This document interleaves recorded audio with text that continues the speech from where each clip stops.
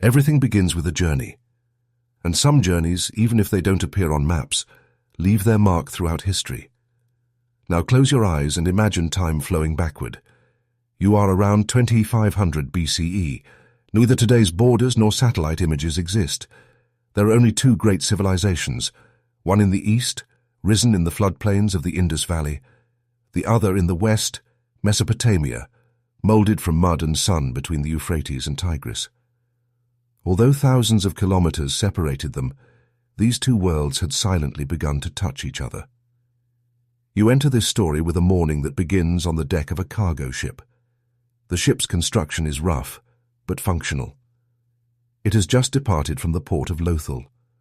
On the edge of the port, the mud is still soft in the morning coolness. The ship has a broad hull, resin-coated over a wooden frame. In its cargo hold are sacks filled with barley, lentils, precious stones, and a few polished seals. The oarsmen have just finished their morning prayers.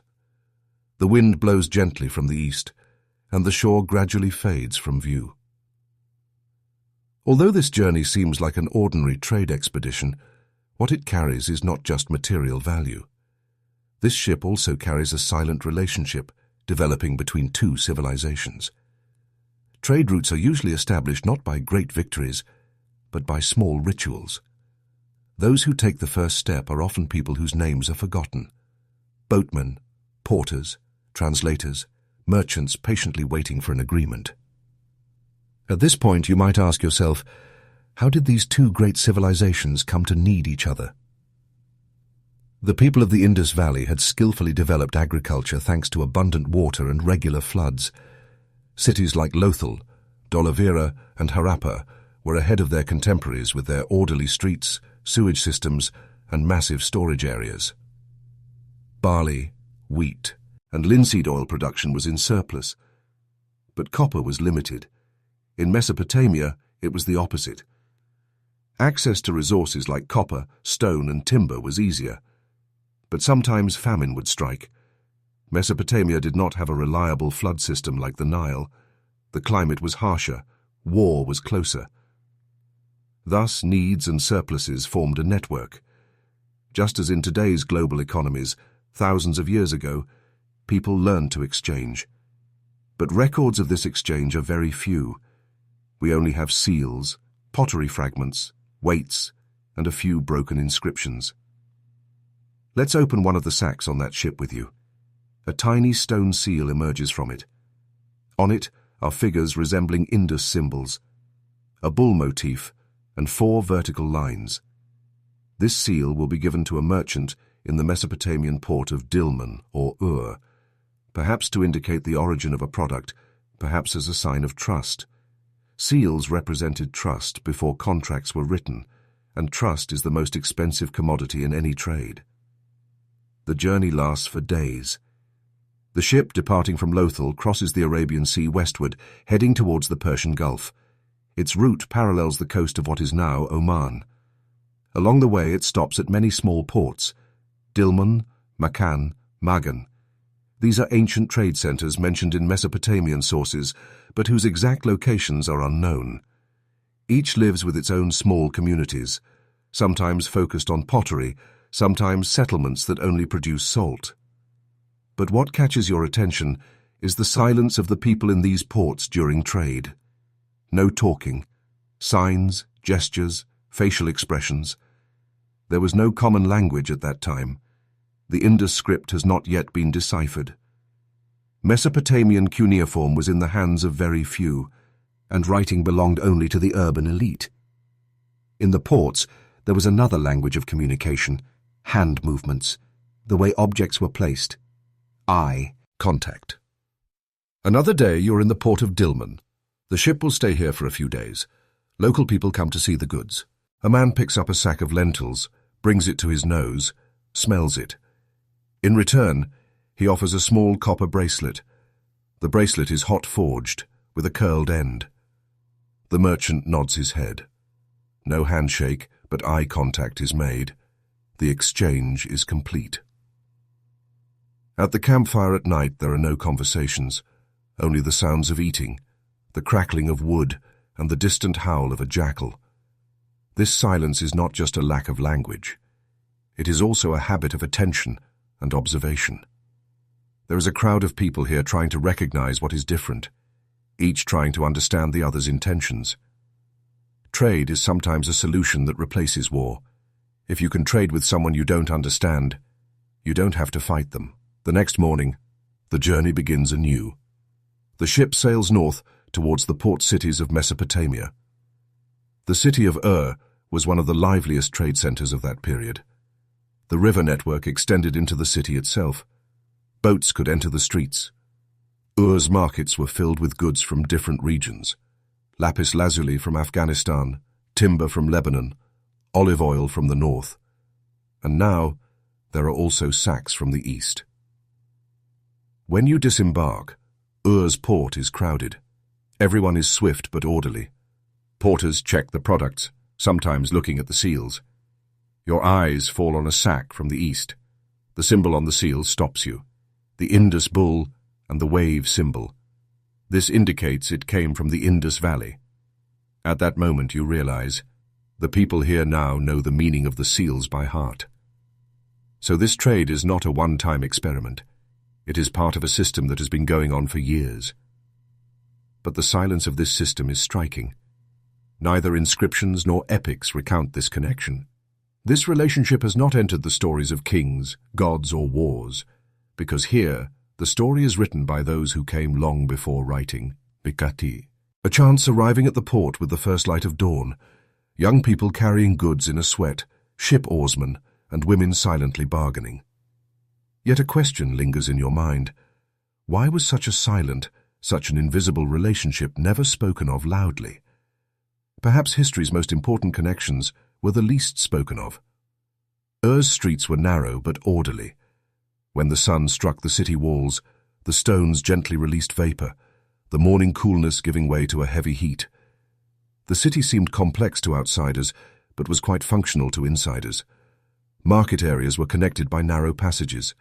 Every corner held a different scent, a different sound, and a narrow street displaying goods from the east grew more crowded each day. As you walk down that street, something catches your attention.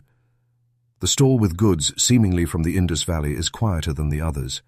The seller there doesn't talk much, doesn't look directly at your face, but watches carefully. The small stone seals he holds in his hand are arranged in a specific order on the cloth spread on the ground. The distances between them are equal, their orientations the same.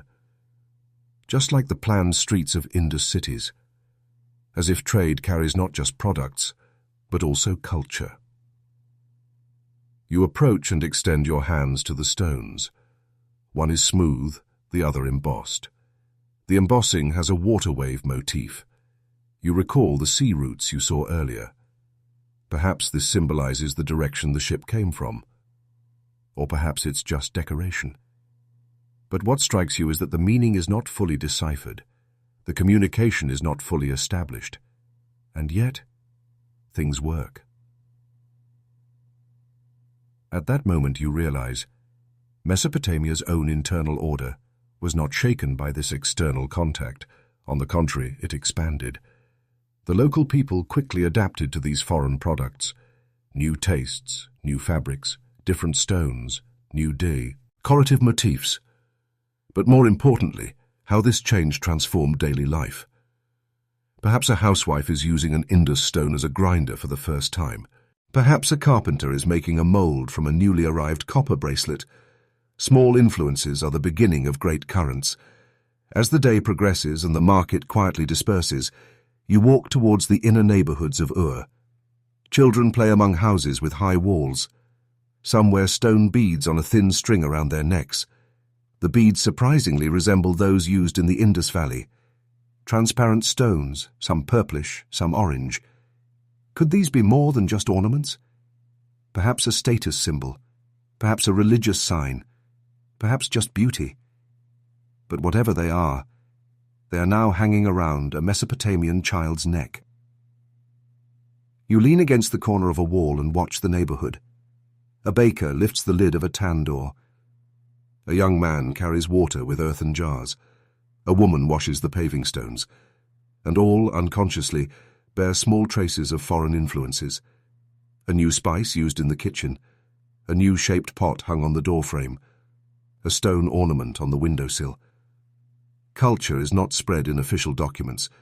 It's something that permeates through carried objects, habits, and daily choices. The next morning, before you leave the city, you walk towards Ur's temple. The ziggurat is a giant structure, shining with the morning sun. Its stairs are long, its shadow deep. The temple priests are inside, not outside. But in the courtyard, you witness an interesting scene. A priest's assistant carefully examines a newly arrived seal stone. He whispers something to the scribe next to him. The scribe takes notes on a small tablet in cuneiform. They may not have fully understood the shapes on the seal, but that stone is now entering Mesopotamia's written records. Something nameless is becoming an official record. Suddenly, the question comes to your mind: does this seal represent a product, a person, or an idea? The answer is not clear, but that seal will now be key. It on a shelf in a Mesopotamian temple. Perhaps it will remain there for hundreds of years. Perhaps one day a future archaeologist will unearth it, photograph it, place it in a museum display case. And people, when they know that stone came from the Indus, will reconsider this relationship. Before leaving Ur, you visit the marketplace one last time. Yesterday's stones have dwindled. Only 2 seals remain on the stall now. The seller narrows his eyes. He extends his hand, opens his palm. Inside is another stone. This one is different. The marks on it are circular and symmetrical. It must have come from another Indus city. The seller doesn't know what the stone tells, but he senses it carries meaning. He holds it for a moment, then places it on the ground, next to the other seals. And at that moment you realize, history is not just the story of kings or wars. Sometimes a stone, a glance, or a gesture establishes a relationship spanning thousands of kilometers, silently, through eye contact. But then your curiosity grows. Why did this relationship always remain so silent? Why does no Mesopotamian epic speak of those who came from the Indus? And why does no Indus tablet mention Mesopotamia? As you leave Ur, you feel that what is left behind is not just stones or fabrics. The ship is being prepared again. The return journey is about to begin. But now, not just goods are being transported. Now those returning carry a city in their minds, the scent of Ur, the order of its market, the shadow of its temple, and perhaps a few habits too. The making of a pot, the temperature measure of an oven, a method of weighing. People transform each other unconsciously. The ship's captain plans to go faster on the return journey. The wind direction is favorable. But a question is in his mind. Who will understand these goods when they return? Because every culture has its own way of ding. And how will these Mesopotamian goods, returning to the Indus, be interpreted there? What will the figures on the stones tell there? During conversations with merchants on board along the way, the absence of a common language is noticed again. But this lack is not an obstacle. On the contrary, people fill this void with gestures, repetitions, and patience. The duration of a glance lengthens, a hand movement becomes more distinct. Communication is slow but effective, and this slowness brings attention. Everything is chosen, placed, and conveyed more carefully. The permanence of culture also comes from this. Upon arrival in Lothal, the shoreline is blurred by the morning mist. Children are waiting by the edge of the harbour. When the ship docks, everyone moves to unload the cargo. Although everything looks familiar, there are small differences in the incoming goods. Mesopotamian pottery stands out with sharper bases and different seal impressions. A potter runs his fingers over a newly arrived jar. The clay structure is different, its colour darker. But he respects the craftsmanship. He takes the jar to his workshop. Perhaps he will try that shape in his next products. Similarly, the stone beadmaster looks at the newly arrived purple beads. He checks their hardness. He examines the placement of the holes. The beads are in an arrangement unfamiliar to him. But this difference is not rejected. On the contrary, it inspires. The way the master strings the beads that night may well change the fashion in Lothal. These small things can, in time, be the beginning of great changes. But something is still missing. The story of these changes is not told. There is no inscription, no oral legend. Everything proceeds through objects. Silence takes the place of narrative. And you realize that the contact between these two great civilizations always took place beyond borders.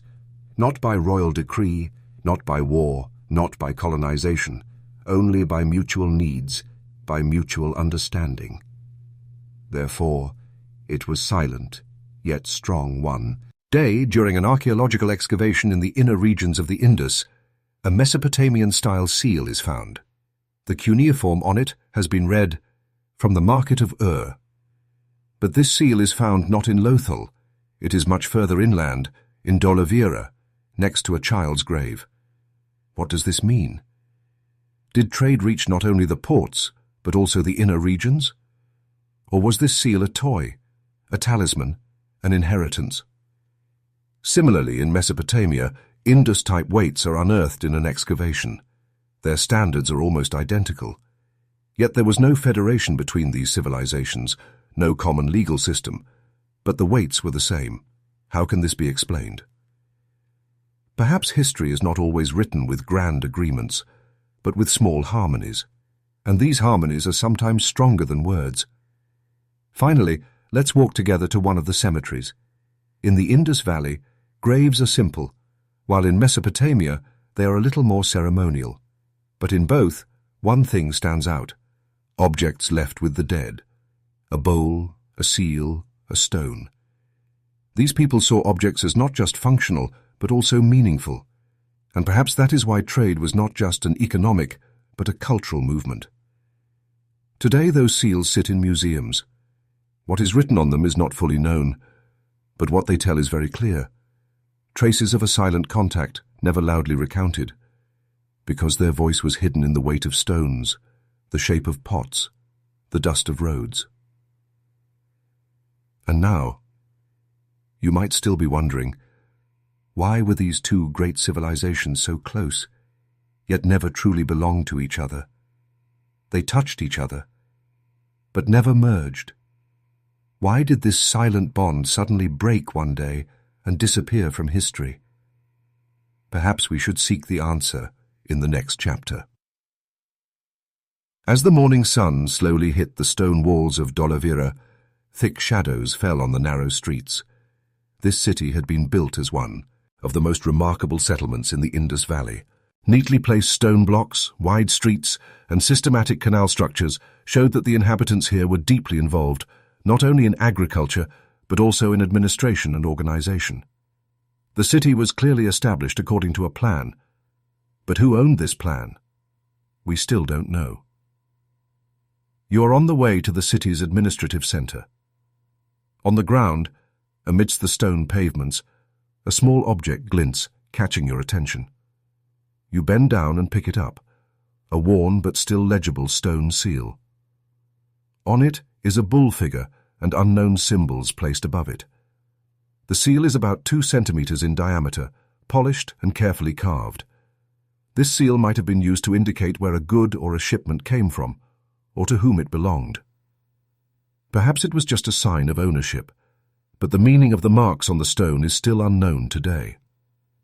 The Indus script is one of the most fascinating among undeciphered languages. There are hundreds of symbols, but none directly match a language we know. How sentences were formed, how words were separated, is even unknown. And the most interesting thing is, these writings are mostly found on seals. That is, they are not permanent texts, but portable symbols. When you hold this seal in your hand, you feel that you are holding not just a stone, but also a message.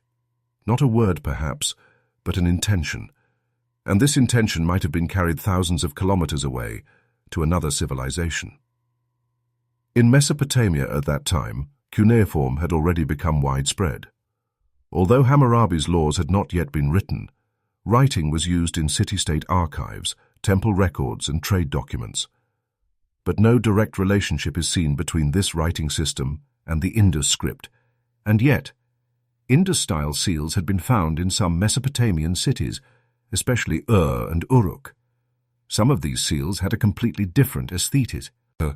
More rounded lines, more abstract symbols, more symmetrical structures. At this point, an idea comes to your mind. Perhaps writing wasn't just for reading, but for recognition. That is, it was more like a sign, a signature, than a text. Just as logos, brands, or flags do today, seals represented specific identities. Figures such as the bull, hippopotamus, or elephant, frequently seen on Indus seals, give clues about this society's relationship with nature. On the other hand, Mesopotamian seals feature gods, battle scenes, or rituals. This difference is not just aesthetic, but a difference in thought systems. Now let me take you for a few days to the city of Uruk in Mesopotamia. There, in an archaeological excavation, a small stone seal was found in the corner of a brick-floored structure. The seal is in the Indus style, but interestingly, there is also a cuneiform tablet next to it. The tablet lists a merchant's goods: linen fabrics, sacks of barley, lapis lazuli stones, and the phrase, "a bag with a foreign seal." This phrase directly indicates the presence of a good coming from the Indus region, and this seal functions like a guarantor for the origin of the goods. Security was very important in that period. Trade routes were long and risky. Goods could be lost or reach the wrong people. Therefore, seals were not just aesthetic, but also functional. A sealed bag or chest could only be opened by breaking the seal. This allowed tracking who had touched that item, and this system was used in both Mesopotamia and the Indus Valley. Imagine there was no official linguistic unity between these two civilizations, but a common sign language had formed. Each seal, perhaps not a word, but could be understood like a sentence. So how was this system established? Probably over time, a habit of recognition developed based on repeated exchanges. When a merchant saw a seal a few times, he began to understand what goods it came with and what kind of quality it carried. Perhaps over time, some seals became more recognized, gained fame. Some seal masters even became more sought after in certain regions. Like brands today, a seal was a symbol of trust. Now, let's take you to the workshop of a seal master in Dolavira. A simple stone room, a stone carving stand in the middle, small stone blocks in the corner. The master, kneeling, works the stone with his tiny hammer and scraper. He carefully carves each line, circular motifs, linear figures, abstract symbols. He explains nothing to anyone while doing this, because the meaning of these symbols is known only between the buyer and the user, like a secret code. Sometimes the master makes special seals according to a merchant's request. Some want a ship figure, others a river symbol. The master communicates with the merchant only through hand gestures. No language is used. But that piece of stone will set off for Mesopotamia in a few days. And a person there, seeing this seal, even if they don't fully decipher what it means, will realize that it tells something. These seals are sometimes attached to wooden handles, sometimes hung around the neck with ropes, and sometimes pressed onto the mouths of sacks. Each seal establishes a new connection wherever it goes, and these connections form a portable archive, not a written one. But then something catches your attention. Why are there so many seals, but no explanation of their meaning? Why is there no dictionary or record anywhere that says, this symbol means this? These questions make you think. Perhaps these seals were not writing in the modern sense. Perhaps these symbols carried meanings that varied from person to person. In this case, seals were not a means of communication, but a symbol of belonging. And this belonging was quite important for both Indus and Mesopotamian societies, because ownership, control, responsibility, and trust were all embodied in these seals. Finally, I want to take you to a Mesopotamia Odin Archaeological Laboratory. In a museum storage, hundreds of seals are displayed under glass. All are small, silent, and motionless. But each, in its time, made a journey of thousands of kilometers. Each passed from one hand to another, perhaps pressed onto a bag, perhaps placed on the lid of a chest. And now here, in silence, they wait to be told. These seals may not be readable today, but the meanings they carried still whisper something.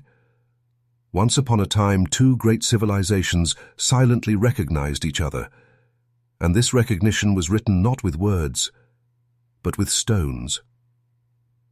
But one more question remains. Why did these seals stop being pressed one day?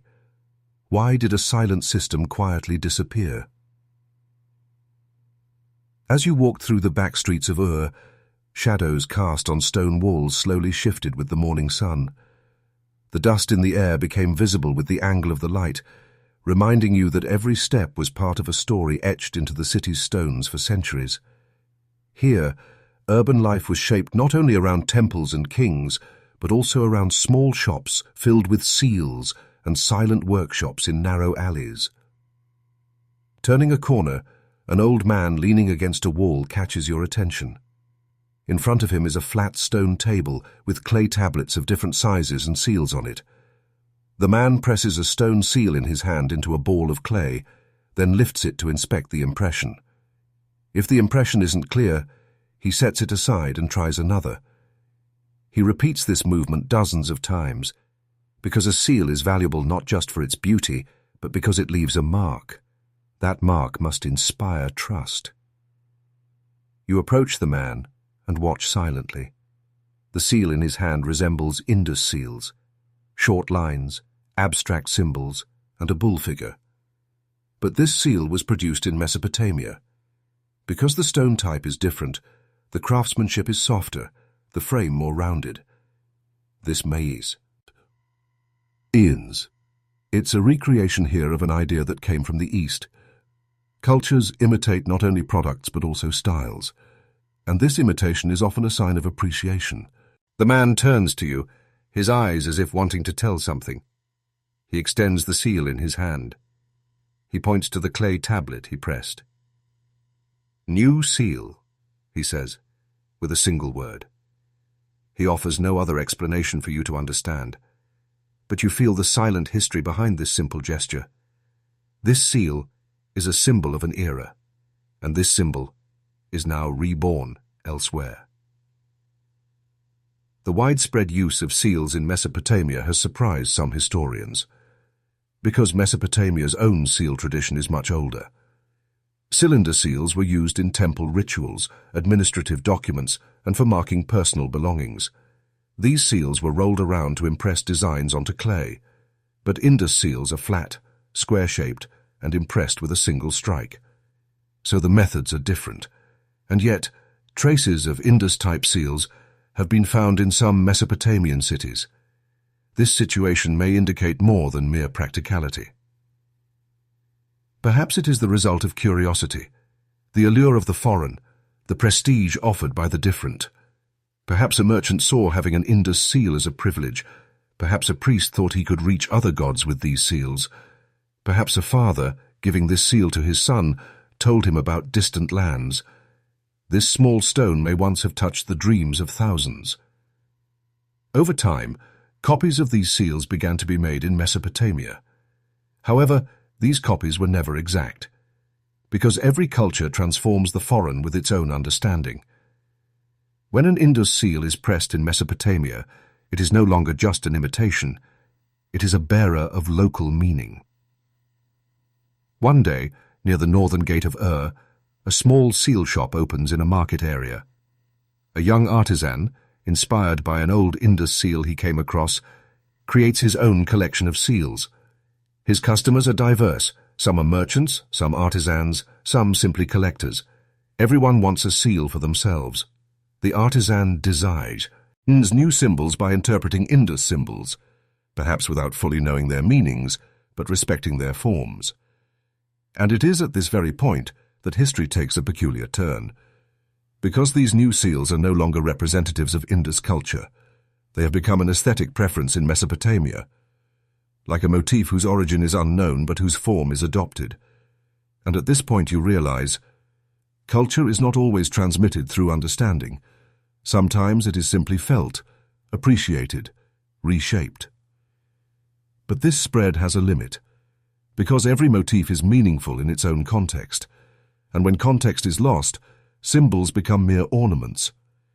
Indus-type seals produced in Mesopotamia eventually begin to be seen as mere fashion items. They lose their commercial function. They become a means of display, not trust. Finally, a day comes when these seals are no longer part of new records. They are not used in commercial documents. They are not impressed in temples. They lose their value in marketplaces. Perhaps this is the first silent sign of a rupture. So why did this rupture happen? The answers are many, but none are definitive. Perhaps climate change, perhaps political turmoil, perhaps simply cultural saturation. But the most frequently cited possibility, the disruption of the Indus Valley's own internal order. Archaeological records show that Indus cities were eventually abandoned, infrastructure fell into disuse, and trade networks were cut. This led to the foreign seals in Mesopotamia losing their meaning. There are no more arrivals. No new seals are being pressed. The old ones are left to be silently forgotten. Do you remember the old seal maker in Ur? One day, he packs up his stall, wraps the remaining seals in a cloth, and closes his shop. No one asks him why, because everyone knows those seals no longer have meaning. But you know that every seal still carries a story, and those stories are silent questions not only of the past, but also of today. Why do some cultural exchanges leave a mark, while others silently fade away? And what might these impressions left by seals still be trying to tell us?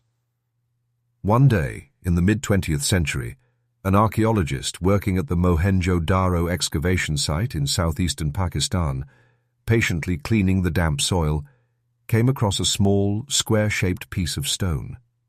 Its surface was worn, but a bull figure was still clear enough to be discernible.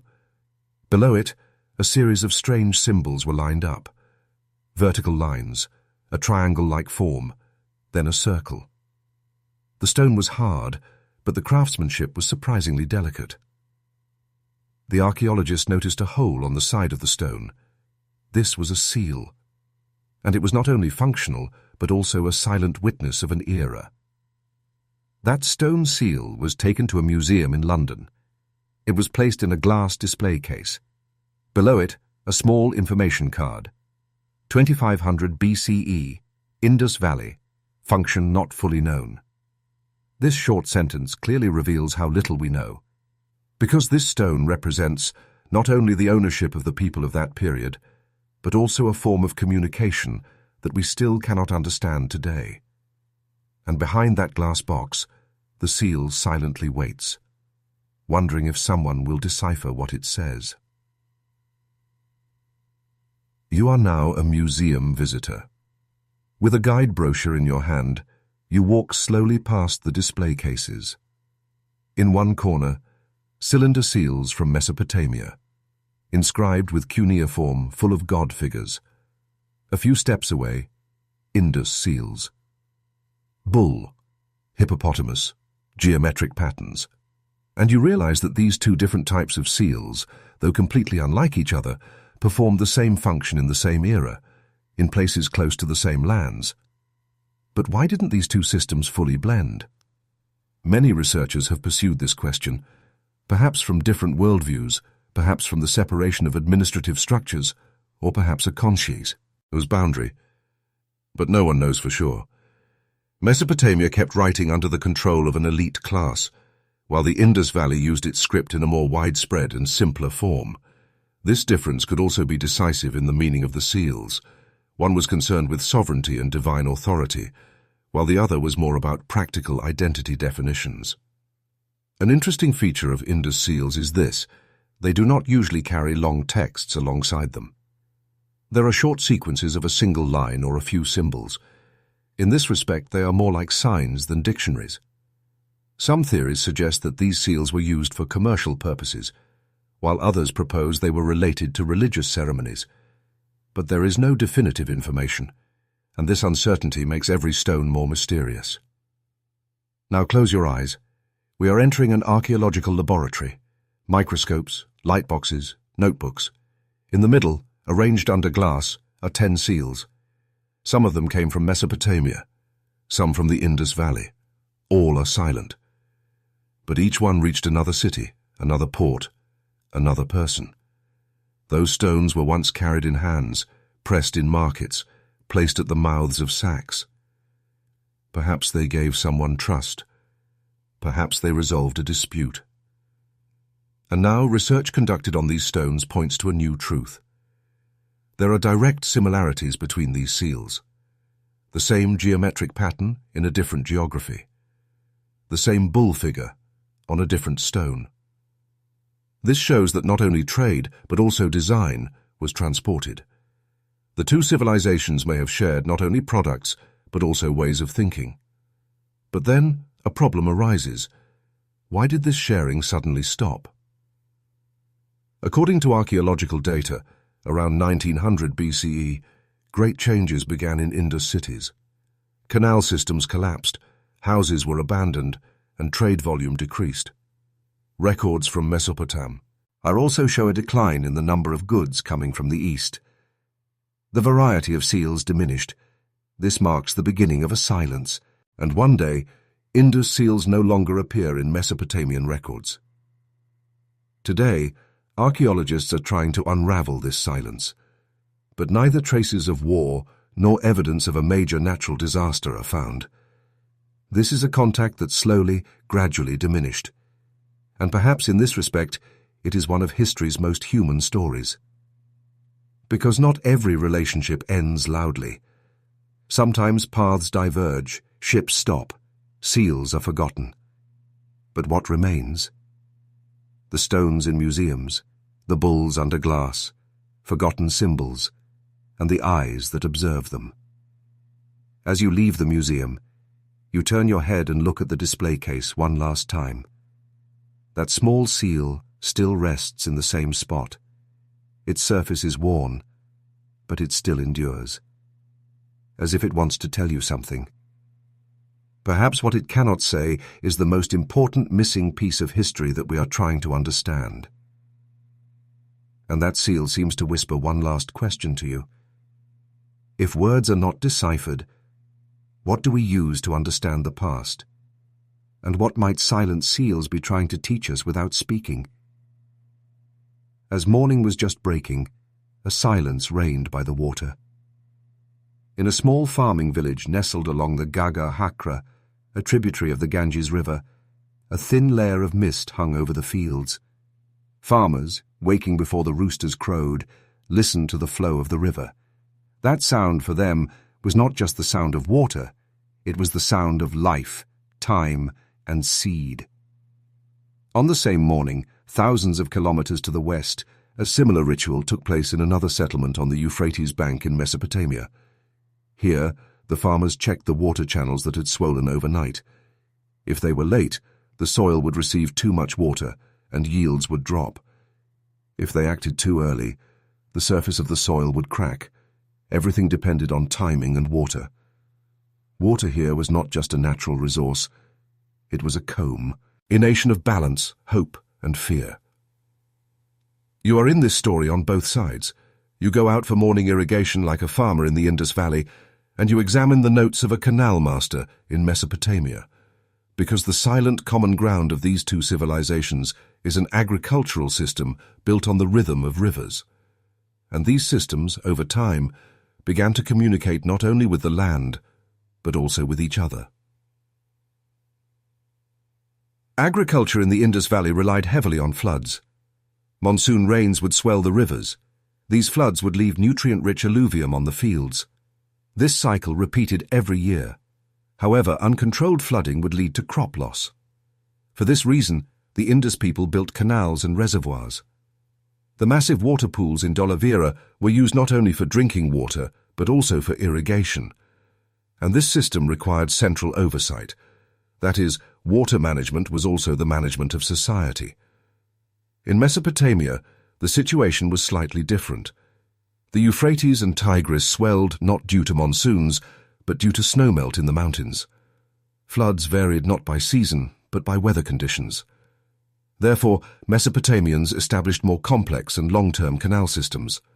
Water was distributed from large centers through inter-village systems. At the head of this system were mostly priests or local rulers. Because controlling water meant controlling agriculture and consequently life. In both regions, water was not only a physical but also a cultural element. Water symbols seen on Indus seals, wave marks, curved lines, showed how dependent daily life was on water.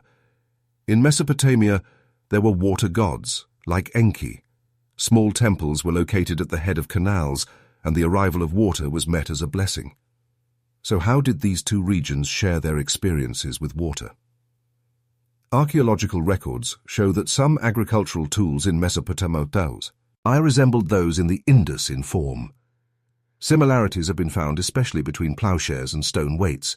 Even if these similarities do not indicate a direct technological transfer, they suggest that similar solutions were produced for similar needs. But more striking is that some irrigation bowls found in small villages in Mesopotamia were made from stone types peculiar to the Indus region. These stones are not local. They must have come from afar, perhaps as a trade good, perhaps brought by a migrant artisan. And here you realize, water shapes not only where it is found but also the life around it. Therefore, a water transport technique can reach another geography without recognizing borders. People who cultivate the same land, even if they don't see each other, can find similar answers to the same questions.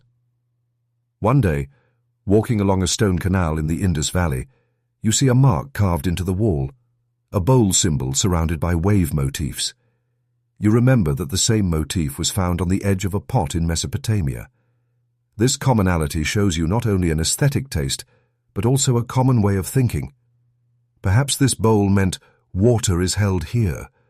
Perhaps it meant this area is sacred. Although the meaning is not certain, the intention is common: to remember water, to protect water. Both civilizations had learned to cope with drought. The Indus people had adopted the practice of not cultivating the land outside the monsoon season. Seeds were planted only at the right time. In Mesopotamia, farmers had built granaries for dry periods. These granaries were under the supervision of temples. Thus, food was not just an individual's possession, but a community's.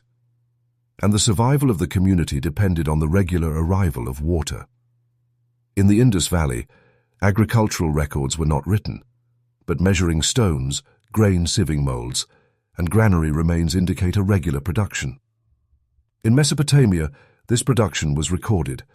Tablets contained barley quantities, so crop debts and water taxes. And these documents show us something very clearly today. Water was not just life, it was also a quantifiable, distributable, taxable asset. But if you were a farmer, you wouldn't care about tablets, seals, or names of gods. What mattered to you was whether the canal opened in the morning, reached your field. And this, sometimes, determined the fate of an entire year, sometimes an entire generation. That's why both civilizations had rituals concerning water. In Indus villages, children would make mud figurines after the first rain. Water festivals were organized in Mesopotamia. In both places, the arrival of water was accompanied by songs. Because people assign meaning to everything they don't understand but need. But you might still be wondering, why didn't such similar systems merge? Why weren't Mesopotamia's water techniques directly transferred to the Indus, or vice versa? Perhaps, even if water is common everywhere, each society's relationship with water was different, and these differences shaped the destiny of two civilizations, distant but running in parallel. Imagine a farmer kneeling by a stone canal with the first light of morning, plunging his hands into the water. His eyes are tired but attentive.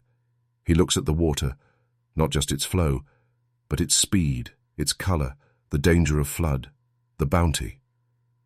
Will this water nourish his field today, or will it come in excess and sweep away the seeds? This scene may have been repeated countless times in both the Indus Valley and Mesopotamia. But the fundamental difference between them lies in who controlled this water and in whose name it flowed. In the Indus Valley, settlement plans stood out with a water system that extended to individual houses. Almost every house in the cities had a well or a canal connection. This water was used not only for irrigation, but also for cleaning, kos, oling, and rituals. The large water reservoirs and stone-lined cisterns unearthed in Dolavira were physical evidence of the care this society showed for water. But what was interesting was that all these structures were large but unostentatious, as if here water management was a collective responsibility. No monumental temples or royal statues, only canals directing water and people keeping them clean. In Mesopotamia, water was managed by a more centralized system. The distribution of water channels was determined by large city-states, and this distribution was documented in written records. There were water taxes. Every farmer gave a portion of their produce according to the area of land they irrigated. Temples were not only places of worship, but also centers for water and grain management. Even in the Code of Hammurabi, there were punishments for farmers who failed to fulfill their responsibilities regarding water channels. Control of water was a direct part of the social hierarchy, and this control could be monitored through writing. These differences shaped the two societies' relationship with water. In the Indus, water represented horizontal sharing. In Mesopotamia, it was a symbol of a vertical control mechanism. In the Indus, the system was integrated into individuals' daily lives. In Mesopotamia, the system progressed with the decisions of the ruling class, and both structures functioned appropriately for their conditions. But how were these differences felt in daily life? In the Indus Valley, a child would play by throwing stones into the water, flowing from the small canal next to their house in the morning, filling jars with their mother. Perhaps they didn't know where the water came from, but they had learned how to use it. Water was ordinary but constant in their life. It was like a rite. In Mesopotamia, a child would wait for their father to go on water duty. Because water was released at specific times from specific channels. If the canal gates were not opened on time, the fields would dry up. Those who got water late would lose the season. Therefore, water was not just a resource, but also an element of competition. And this situation was reflected in the social structure. Those closer to water were closer to power. However, it should also be remembered that these differences were not just systemic, they were also culturally internalized. Water wave motifs on Indus seals seem to speak not of river gods, but of the flow of water in daily life. In Mesopotamia's cylinder seals, water gods are represented with fish, two-headed creatures, and magical symbols. This alone clearly shows how the two societies imbued water with meaning. You, as an observer who has spent a day in both these worlds, slowly begin to ask the question, how did two great river systems, so distant yet so similar, establish such an order? This is a question without a clear answer, but there are clues. Archaeological findings show that some plowshares found in Mesopotamia overlapped with the Indus style. Some water distribution bowls came from the east. These do not prove a direct transfer. However, they can also be considered as common solutions arising from parallel needs. Similarly, some stone canals in Mesopotamia have the same slope calculations as those in the Indus. This engineering knowledge was either shared or arose from similar responses to similar difficulties. Here the idea emerges that water systems also played a role in transferring knowledge. Along with trade routes, technical knowledge may also have been transported. A different irrigation technique might have been mentioned on a merchant's ship, and this technique might have been tried in another city. A farmer in that city might have adapted that system to his own land. Knowledge is not always transmitted through books, but through observation. But over time, this flow of information slowed down. Why? Like seals, water systems also became isolated over time. The abandonment of Indus cities was likely due to climate change. Rivers dried up, rainfall decreased. As water dwindled, the structure of society deteriorated. Mesopotamia managed to last longer, but there too, problems like salinization, excessive canal use, and floods began to emerge. The abundance of water eventually turned into a threat. At this point, the fate of both civilizations was tied to the fate of the rivers. For a farmer, if the flow of water stopped, time had also stopped. And in this silence, not only the land cracks, history also cracks. The memory of rivers is perhaps longer than human memory, but with time, it too fades. And now I ask you, if water stops one day, what will societies stand on? And if water tells a story, can we still hear it? Time passed. Rivers flowed. But some veered from their ancient paths and dried up. Some cities were abandoned. Others were quietly buried under the earth. And one morning, thousands of years later, when an archaeologist struck a pickaxe against the wall of a lost canal beneath the soil, he first encountered a dry crack. The water was no longer there, but it had once existed, and that existence had left a memory in the stones. This is what we call the memory of rivers. Today, from within the modern world, you try to understand the paths those rivers opened in the past, with satellite images, soil analyses, fragments of pottery. But each time, another question arises. In the Indus and Mesopotamia, why did the order once built with water silently collapse?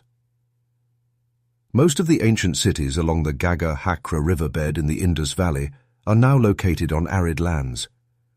Archaeological records show that around 1900 BCE, the population in these cities declined, infrastructure became unusable, and the systematic structure slowly disintegrated. During the Samin E period, there is strong evidence of climate change beginning in the foothills of the Himalayas. With the change in the direction of monsoon rains, the flow of the Gagga-Hakra decreased, and over time, this river turned into a seasonal stream. As the river receded, the cities also fell silent. And silence was the trace not of destruction, but of abandonment. In Mesopotamia, the situation was more complex. The Euphrates and Tigris continued to sustain life for many years, but as canals increased, the soil began to salinize.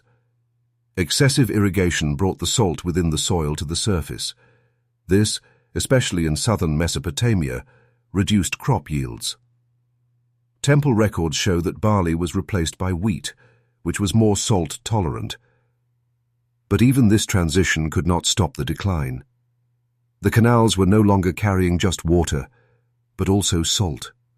The soil could not regenerate itself. And again, a silence began. But silence does not always mean absence. Silence is sometimes a pause. Even as rivers diminished, people continued to live. They migrated to new regions, experimented with different planting techniques. However, these migrations caused the old order to be slowly forgotten. Small temples dedicated to water gods built on the edges of fields were abandoned. Tablets on which water sharing was written were left to decay. And daily life, shaped by water, took on another form without it. Today, looking at the ancient waterways found in the Indus Valley or Mesopotamia, it is understood that these systems were astonishingly developed. Stone-lined canals, calculated slopes, the arrangement of cisterns. These infrastructures carry not only engineering, but also a societal memory. And you now realize that water had carried not only the land, but also time. So what does this memory tell us today? Many rivers today are diverted by humans, held by dams, their courses altered. Global warming threatens water resources. Fertile plains are under the pressure of industrialization. The water needs of modern cities leave rural areas dry, and this picture remarkably resembles the past. The memory of the river might this time be warning the future. Historically, the control of water allowed societies to rise, but it also prepared their collapse. When water receded in the Indus Valley, cities collapsed. When water became abundant in Mesopotamia, the land deteriorated. So both its scarcity and its excess posed a danger. Today, we are on a similar trajectory. But perhaps the real issue lies in how these civilizations thought about water. The Indus people managed water like a right, a common heritage. Mesopotamia, on the other hand, controlled water as a resource, a power. And perhaps the lesson remaining for us today is to remember that water is not just a physical, but a cultural entity. Sitting by a stone canal, you watch a dusty leaf fall into the water with a gentle breeze. The water carries it, turns it, then slowly takes it away, just like the stories of these civilizations. And a question echoes in your mind. If rivers could speak one day, what would they tell us? And would we be ready to listen to that silence? As the first light of morning cast a soft glow on the stone pavements of the Potter's Street in Harappa, no one had spoken yet. This silence was not born of sleep. It was a silence born of concentration. In a corner of the courtyard, an old artisan, kneeling, turned the damp clay between his palms. His fingers moved with practiced habit, smoothing the surface with a water-soaked cloth, then carefully opening the mouth of the pot. These movements had been repeated thousands of times, but each time was rethought. You are witnessing a story that begins here, in this workshop. You feel the past imbued in the clay. You see the trace of a time, a culture, in every pot being shaped. Because pottery is not just an object, it is both the sea, lent carrier of daily life and a historical memory. In the Indus Valley or Mesopotamia, it doesn't matter. Pottery is something touched, used, replaced when broken, but never forgotten. Pottery found in the cities of the Indus Valley stands out with its simple forms and regular patterns. Geometric motifs, usually made with black paint on a red background, were used. These patterns sometimes flow in a wave form, sometimes resemble a honeycomb, and sometimes are arranged in regular dots. Each motif was made not randomly, but with a certain understanding. Perhaps the product of an aesthetic taste, perhaps a sign language, or perhaps just a tradition. But in any case, it was drawn thoughtfully. In Mesopotamia, there was a wider variety. Pottery production throughout the Sumerian, Akkadian, and later Babylonian periods developed technically and diversified. Early Sumerian pots had thick walls and simple forms. Later workshops yielded thin-walled, intricately decorated vessels.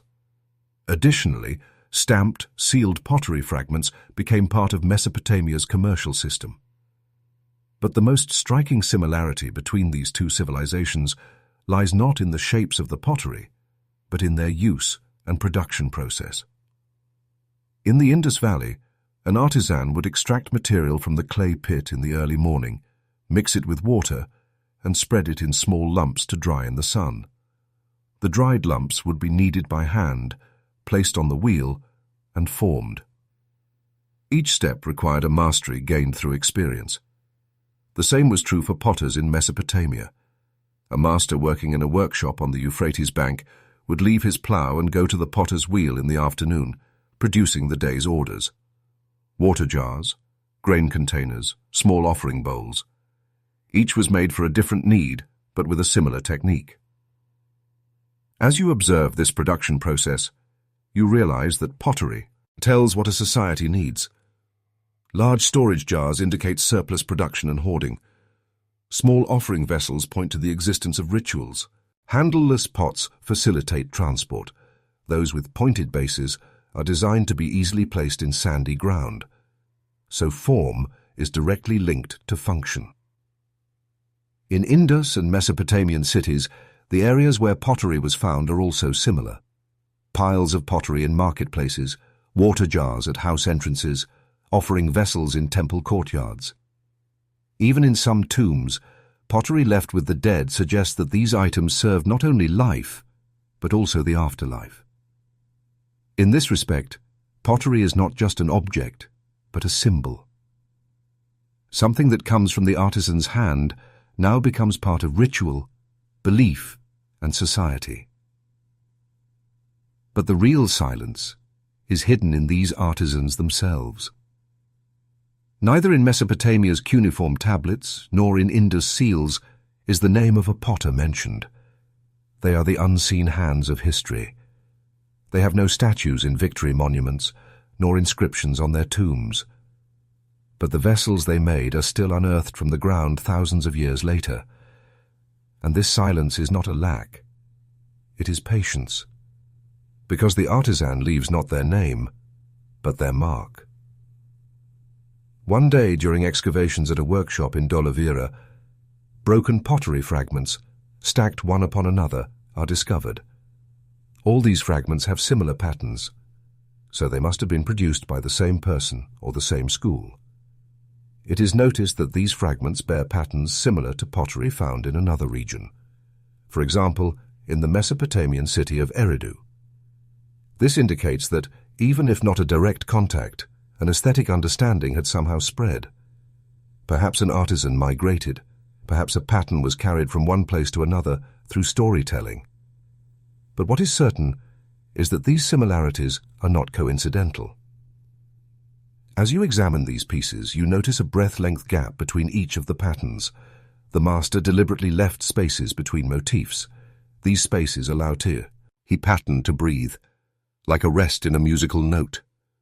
Silence exists even here, and this rest is part of the narrative. In Mesopotamia, some pots were sealed. These seals indicated who the product came from, which temple it belonged to, or to which landowner it was offered.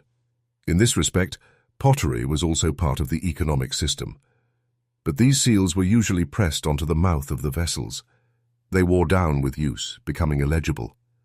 Like the names of artisans, they faded with time, but remained as enduring marks. Another day, pottery found in the kitchen of a house in Harappa is examined. The mouths of some are worn, some are broken right in the middle. But on their inner surfaces, there are still burn marks, residues. These pots were made not just for display, they were made for living. And a pot gains value not from what is poured out of it, but from what accumulates within it over time. When you look at a pot, you no longer just see clay. You feel that it was part of a life, that it played a role in the rhythm of a home, that a mother stirred her morning soup with it. It is no longer an object, but a memory. And this memory sometimes speaks through lines, sometimes through burn marks, and sometimes through its cracks. It is silent, but clear. It is broken, but tells a story. It is nameless, but familiar. So why didn't such similar traditions of craftsmanship merge? Why were Indus motifs never completely imitated in Mesopotamia? And why did these two civilizations remain separate, even with their pottery? Perhaps the answer lies in the nature of pottery itself. A pot can only be made with the clay of its own land, and the language of each soil is unique. The potter's hands are covered in mud, but his gaze is clear. Every finger movement seems to speak an invisible language. He is silent because he needs no words. Every time he sits at the wheel, he pares the earth into the form of the past, for he does not merely make vessels, he sculpts the voids that carry life within them. You are now this artisan's apprentice for a day. You sit on a stone at the edge of the Dolavira workshop watching. The master does not look at you, but he knows you are watching. You see the notch he presses with his hands on the edge of the water pot. That is the measurement mark. When he widens the mouth, he leaves a slight protrusion. That's for ease of pouring. There is knowledge in every movement, but this knowledge is not written. It is not a transmitted rule, but an intuition shaped by repetition. This intuition develops not only with individual mastery, but also with the needs of society. Standard vessels, seen in the orderly city plans of the Indus Valley, seem to have been made from the same mold. What this means is, production is collective, not individual. The same size, the same shape, the same function. This is possible not by habit, but by a common understanding. Perhaps there was no guild system, but clearly there was an implicit order, an unwritten unity among artisans. In Mesopotamia, pottery production was both individual and temple-centric. Some pottery was homemade, coarse, irregular, personal, but some was so fine that it was the product of representation, not mere purpose. Temple vessels were specially designed for ceremonial use. The dimensions of offering bowls were fixed. Perhaps for this reason, artisans here became more a part of the hierarchy. Products of artisans working for the temple were marked with specific seals. These seals indicated not the owner of the product, but where the product belonged. You feel a difference in these two worlds where pottery was produced. In the Indus, the artisan is invisible but part of an equal structure. In Mesopotamia, the artisan has carved out a place within the system. This difference is the shadow of the social structure on the pottery. But in both societies, one truth exists. The potters are silent, but their vessels are everywhere in life. In markets, in the containers weighing grain, in homes, in the jars carrying water, in temples, in the pots holding offerings, and in graves, in the last item left with the deceased. Artisans do not go to these places, but their works are there, and this defines their status. In the Indus Valley, archaeologists have discovered special sections dedicated to pottery production in some small settlements. These areas were separate from the houses but located close to the center. This suggests that artisans were respected but unseen figures in society. They were neither fully at the center nor completely outside. But this position was necessary for the continuity of production.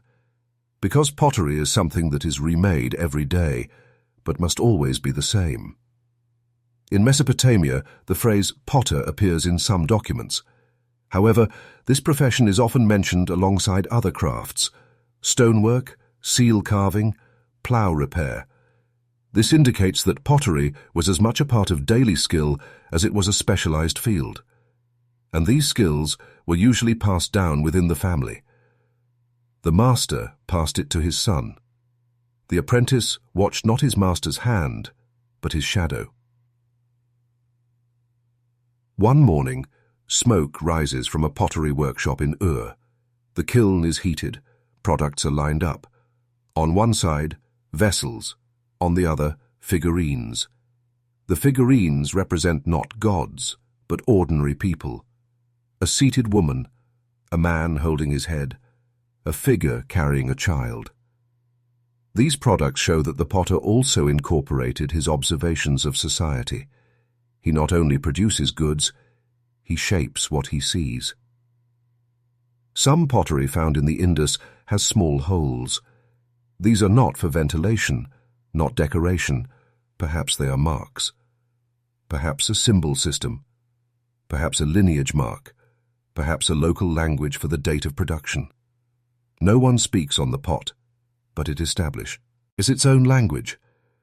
And as you try to understand that language, you realize this. Potters are history's first anthropologists. They perceive society's needs, preferences, rituals, but they don't write them down. They shape them. Over time, some pottery traveled to other places, carried by trade, taken along with migration. Indus origin pottery fragments found in Mesopotamia are evidence of this. However, these fragments are usually broken, no longer functional, with chipped edges. This indicates that these pots were brought for use. That is, they traveled for practical, not aesthetic reasons. But every broken piece is a trace of a journey. You now pick up a pottery fragment. On it are a few scratches, a faded motif. The broken edges are rough, but the inner part is still smooth. Fingerprints can still be faintly felt.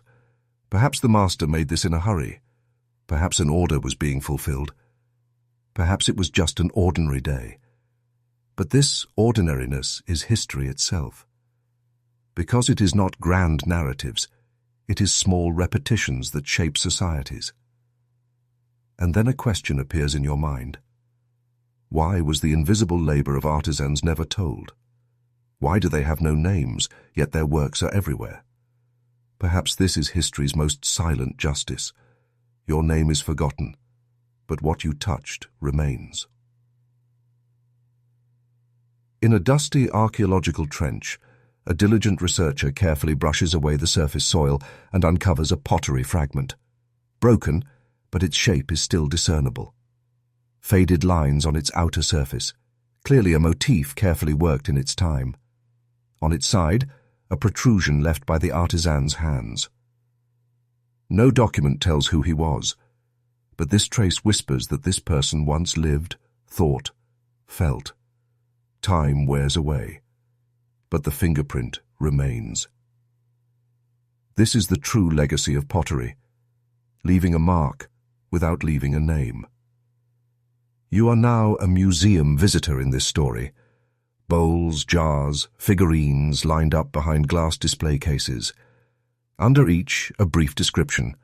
Mesopotamia, c. 2000 BCE. Indus Valley, c. 2300 BCE.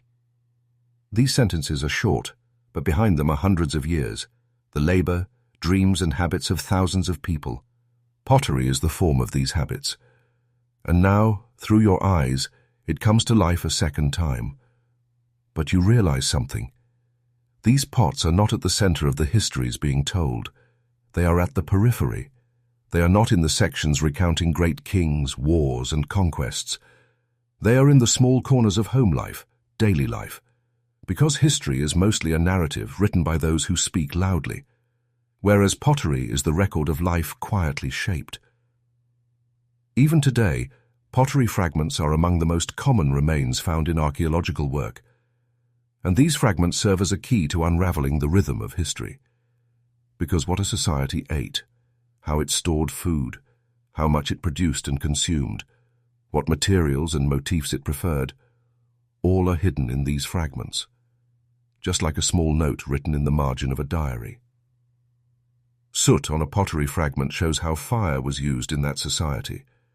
Residue inside a vessel from which plant the drink was made. A pattern, the aesthetic understanding. A crack, the habit of use. And these fragments do not just provide information, they also provide contact. When you touch that fragment, you meet a person who touched it thousands of years ago. And this contact is the simplest, truest relationship established with history. The similarity of some pottery fragments found in the Indus Valley to those found in Mesopotamia suggests that these two great civilizations shared not just products but ideas, forms, patterns, production methods. Some of these may not be direct transfers, but both are shaped by the human relationship with nature, with material, with necessity, and this relationship knows no bounds. So, why did this craft knowledge disappear over time?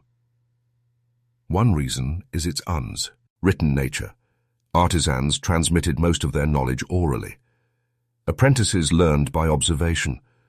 Writing was the domain of rulers, priests, merchants. The artisan was silent. Their knowledge was like a pot. If it falls, it breaks. If it's not passed on, it's lost. That's why many techniques, many motifs, many methods disappeared over time. But their traces remained. And these traces still live on today. Today, some traditional ceramic masters continue to make pottery using methods from thousands of years ago. How to knead the clay, when to add water, at what speed the wheel should turn. Most of this is transmitted through oral tradition. Many techniques are more precise than modern measuring instruments because they rely on intuition, experience, and patience. When you sit beside these masters, you feel as if you are in a workshop in Dolavira or Ur. The same smells, the same sounds. As hands repeat the same movements, time bends, and suddenly history touches the present. Today, pottery fragments in museums exist not just for display. They are there to be learned from. Archaeologists try to understand society's behaviors, relationships, and reactions to the environment through every new pattern, every new form. Because pottery shows not only what we lived with, but how we lived. And now I will show you one last scene.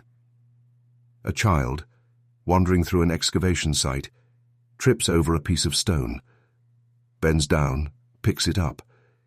It is a small fragment broken from a pot.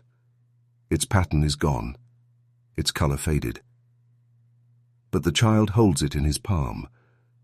Without knowing that the piece once belonged to a home, perhaps passed through a mother's hands, perhaps was part of an offering, he touches it with an instinctive respect. This touch is the true transmission of history. And you, amidst all this silence, think this.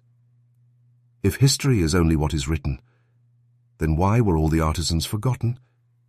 And if a pot can still speak thousands of years later, are we listening to it enough? One day in the Sin region, an archaeologist walking along one of the dried, up branches of the Indus Valley finds an unusual piece of stone in the soil. This stone is neither a seal nor an ornament. There is no writing on it, but its corners are so perfectly straight, its edges so evenly carved, that it is immediately clear this is not merely an aesthetic stone. This is a weight, and as you pick it up you realize this stone represents something, value. It is the symbol of the scale, the measure of balance. Around the same period, a similar stone is unearthed in Lagash, a city in southern Mesopotamia, of the same size, carved in a similar way. However, a few cuneiform marks are etched on this stone. These marks indicate how many mina or shekel it is worth. These small stones held an important place within Mesopotamia's complex system of measurement. And here, something interesting happens. Two civilizations, thousands of kilometers apart, with different languages, different beliefs, yet they appear to be using the same weight values. When you place these stones side by side, you realize they are weighing not just mass, but also a mentality, a structured, systematic, standardized way of thinking. Because to measure is not just to measure goods, gold, grain. It is also to shape justice, equality, and mutual trust. Small weights found in Indus Valley excavations are usually cubic in form. The type of stone is generally schist or limestone. They were made to standard dimensions, and this standard is the same as the weights in other cities thousands of kilometers away. This indicates the existence of a decentralized system that functioned like a centralized one. It's as if the cities, while independent internally, had agreed on a common unit of weight. So how was this possible? In the Indus Valley, the script has not been deciphered. No text states, "This unit of weight is such and such," but the stones are of the same measure. This points to an unwritten agreement. Perhaps it was formed through experience on trade routes, perhaps a balance that settled over time. Merchants, seeing this stone, knew its value. This information was not written, but it existed in the shared memory of hand, eye, and mind. In Mesopotamia, this process is more visible. Weight units are frequently encountered on tablets, mina, shekel, talent. Each is linked to the others by a specific ratio. For example, 60 shekels make 1 mina. These ratios were valid not only for the economy, but also for temple offerings and state records. Because there, measure was used not only in the market, but also in administration. You imagine a Mesopotamian merchant placing a stone weight on one pan of the scale in the morning market, and on the other pan, pouring wheat, cloth, or lapis lazuli. When the scale balances, the transaction is complete.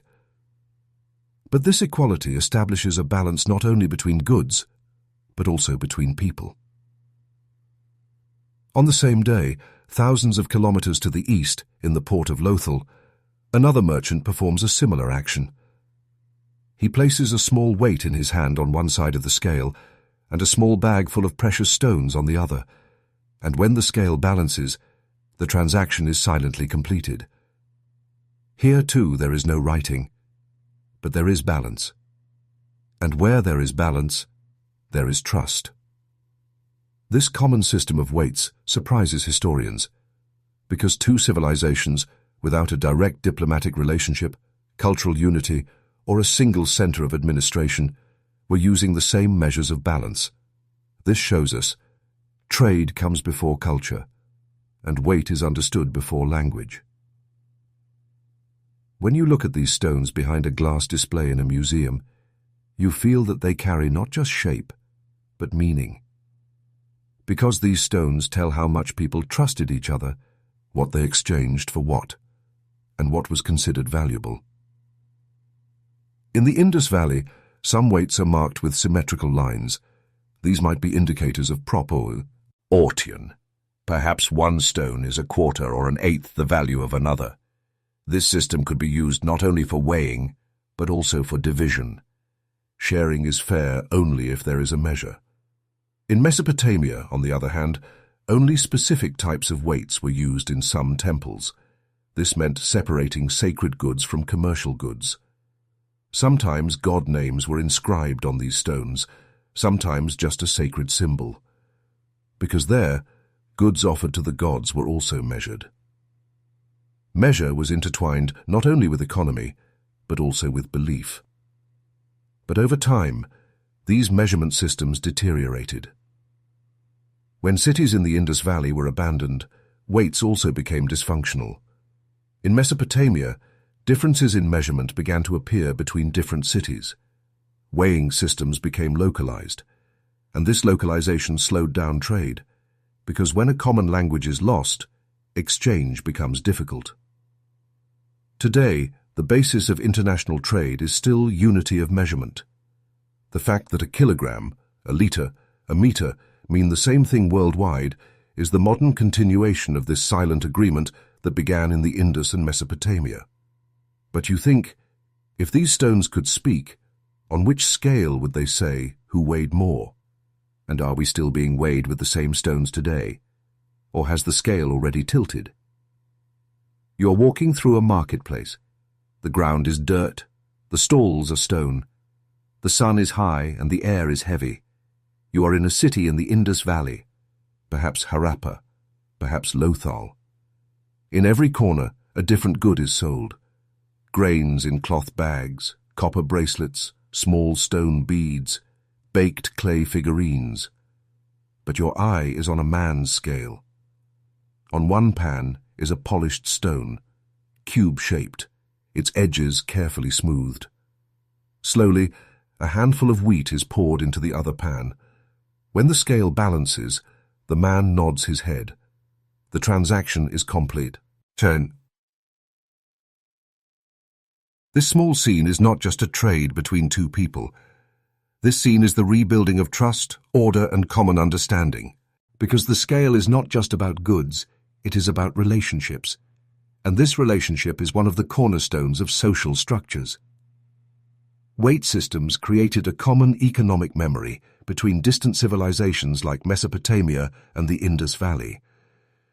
These systems were used not only for the exchange of goods, but also in every area of daily life, such as taxation, labor planning, temple offerings, and food distribution. In Mesopotamia, some clay tablets written in cuneiform contain detailed calculations based on weight. One tablet reads, 12 minas of barley offered to the temple of Ur, 2 minas allocated to the god Enki, 10 minas distributed to the workers. This is not just an inventory. It is also a document explaining how society functioned. Weight shows how society was distributed.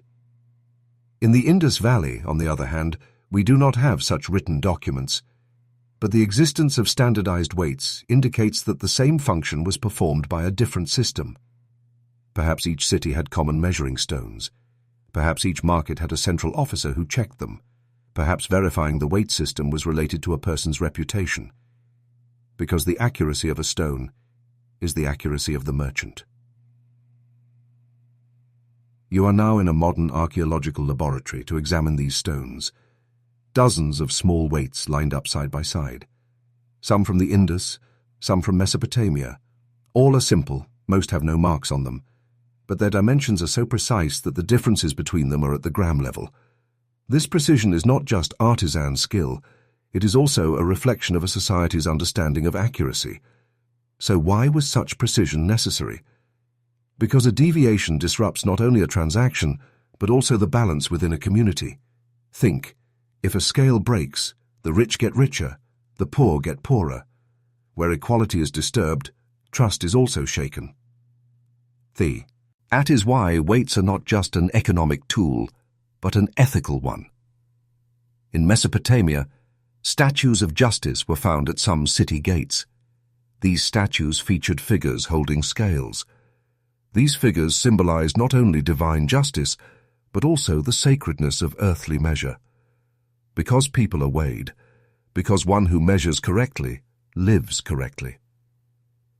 In the Indus Valley, there are no such monumental structures. But some seals feature human figures carrying symbols resembling stones or scales in their hands.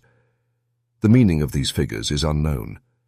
Nevertheless, these symbols are thought to represent a kind of order. Perhaps these seals indicated reliable merchants or individuals who guaranteed standards. As you examine these symbols, you realize this. Societies used measure not only for economics, but also for morality. A stone was carried not only for how many grams it weighed, but also to show who you were. Weight also became an indicator of status. Especially in Mesopotamia, merchants carrying large amounts of weight could enter wider markets, be represented in temples, and approach rulers. They carried not just goods, they carried trust. Because large trade meant great responsibility. And great responsibility began with weighing correctly. In the Indus, this system appears more egalitarian. The formal uniformity of weights indicates that every merchant operated within the same system. This suggests that control came not from a center, but from the common habits of society. Perhaps here, reputation was defined by harmony, rather than individual achievement. But over time, this harmony broke down. In some late layers of the Indus Valley, weights are seen deviating from standards. Differences emerge between stones that should be of the same size. This indicates that an order was beginning to unravel. Similar situations occurred in Mesopotamia. During wars, migrations and changes in administration, measurement systems fragmented. New cities established their own weights. This reduced trust in trade, and once broken, it is difficult to return to the old ways. Because measure is the balance not only of goods, but also of society. In the modern world today, weighing systems are still part of an order. Even at the foundation of international systems, common units of measurement are in place. But we sometimes forget the historical burden of these units. Yet a kilogram is not just weight. It is the continuation of a system of trust shaped by the hands of thousands of people in the past. And you ask yourself, if everyone in a society measures with different stones, is justice possible there? And are we still weighing with the same measure today, or is no one controlling the scale anymore? History is often written with victories, wars, and the names of great leaders. But now, you pick up a small stone that lies outside those grand narratives. A weight. No king's seal on it, no God's name. But this small stone, perhaps in the lives of thousands of people, represents a common silent agreement.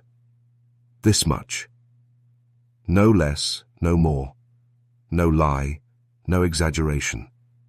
Just as it should be. This is the essence of measure. You are in a modern museum today. You are looking at the weights displayed behind glass, lined up side by side. Some are dark grey, some light brown. The corners of some are worn, some are still sharp. But all of them once bore the foundation of a society. Perhaps in a marketplace, perhaps in a temple, perhaps in a tax office. These stones have historically been not only tools of measurement but also symbols of remaining in balance. The weights found in the Indus Valley are mostly cube or rectangular prism-shaped. Each is carefully crafted, polished. and the ratios between them show an extraordinary consistency when compared to the modern gram system. Such a clear standard in a date like 2500 BCE. This indicates a developed social organization, but more importantly, it points to a culture of silent consensus. In Mesopotamia, on the other hand, stones were sometimes inscribed. Expressions like 1 mina, 1½ shekel, were carved in cuneiform. These inscriptions indicate that the stone was approved by an institution, perhaps passed through the inspection of an official. Measure here is not just a function, it is a symbol of authority. Writing controls measure, and writing represents a hierarchy, so a house is built with not only the inside, but also the outside in mind. This is a collective, not individual, design. In Mesopotamia, internal water drainage is not common in houses. However, a small canal or gutter is found immediately outside most houses in the street. So the system works not from the house to the street, but from the street to the temple, market, or outer walls. This shows us that the house existed for the system, not the individual. As you observe these two systems, you realize, in the Indus, the house is introverted. In Mesopotamia, it is externally connected. Indus houses are typically arranged around internal courtyards. There is emptiness at the center. These courtyards bring both light and air into the house. Every corner of the house faces this center. This creates an environment, one that moves within, but is closed off from the outside. This architecture suggests a preference for privacy and an introverted life. Perhaps for this reason, there are no palaces or grand monuments in Indus cities. Social life was organized within the home. In Mesopotamian houses, central areas were usually organized as storage or workspaces. Houses opened to the outside. The street was the beginning of social life. Perhaps that's why Mesopotamia has more temples, more public spaces, because the center of life was not inside, but outside. But a house is not just an architectural structure. A house is a spas, sea that holds sounds. You are now standing inside a house in Harappa. There are small niches in the wall.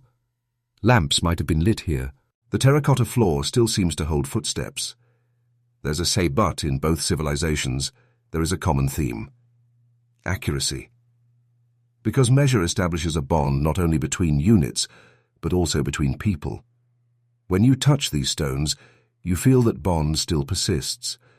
In the modern world today, standards still regulate every aspect of life: weights, lengths, durations, voltages, temperatures. And at the root of these systems are those small stones.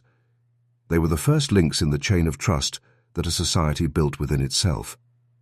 However, in those times, this trust was supported not only by a physical measure, but also by a cultural understanding. For example, it is believed that in the Indus, there was an area in the central part of the markets where large weights were displayed. Everyone would look at these stones before making a purchase, comparing them with their own stone. This was a silent control mechanism. There might not have been a state, but there was a collective memory. This memory would pass to every individual, every market, every generation. In Mesopotamia, this system was more official. Weighing centers were of great importance, especially in cities where the temple economy was strong. Merchants who measured incorrectly were punished. Some tablets contain phrases like, "A person who cheats with incorrect measure loses all his goods." So here, measure was directly linked not only with economics, but also with morality and justice. Now, as you return to the present, you question the traces left by these stones. Why is the sacredness of measure no longer felt so strongly? Why do scales continue to operate unchecked? And can we still uphold the same balance? These questions are not only historical, they concern today and tomorrow as well. Because measure, whether it is a stone or a law, is the invisible line that holds society together. If that lie is lost, everything is lost. Because the greatness of a civilization is measured not by how much land it conquered, but by how fairly it weighed. And as you ponder this last sentence, You realize how great a burden a small weight stone has carried throughout history. Perhaps the heaviest thing is hidden in the smallest stone. Morning hasn't fully broken yet. As the sun slowly rises from behind distant hills, you walk through the narrow streets of a city in the Indus Valley. Under your feet are neatly paved stones, around you simple but sturdy mud-brick walls. Everything is orderly, placed according to a specific plan, it seems. Houses are lined up side by side, neither too big nor too small. Doors mostly open not to the street, but to side courtyards. There are no windows, but enough light filters in. A neighborhood silence prevails, but this silence is not inactivity. It is the sound of order. This is the most striking feature of Indus cities: planned architecture. This does not happen by chance. It is the result of a perspective. The size of the houses, the width of the streets, the direction of the wastewater channels, all are in harmony with each other. And you realize that these cities were designed not just for living, but for living together. Now you cross thousands of kilometers to the west, to Mesopotamia, Eridu, or Nippur. Here too you encounter a similar scene: narrow streets, close walls, small inner courtyards. However, here the houses embrace the streets more. The layouts are more cramped, the passages more winding. But still, there is a balance inside. Although the house may appear chaotic from the outside, it carries a symmetrical tranquility within. In both civilizations, the architecture of the home is not just for shelter. It is also a mirror of a social order. The vast majority of houses found in the Indus Valley contain a water drainage system. This is in the form of small stone-paved channels or terracotta pipes. These systems carry dirty water from inside the house to the outside, often underground, mull kitchen area. On the side, a stone mortar. Spices were likely ground in it. Small sitting stones lean against the walls. The ceiling has collapsed, but the ground still speaks. Footsteps once echoing in the house, not laughter, but the sound of regular movement. Everything is simple, but functional.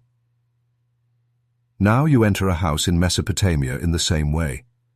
This house has higher walls. Its door opens to the street. Inside there's a large storage area. In the adjacent rooms, sleeping areas, a cooking area in one corner, a small fire pit in the middle.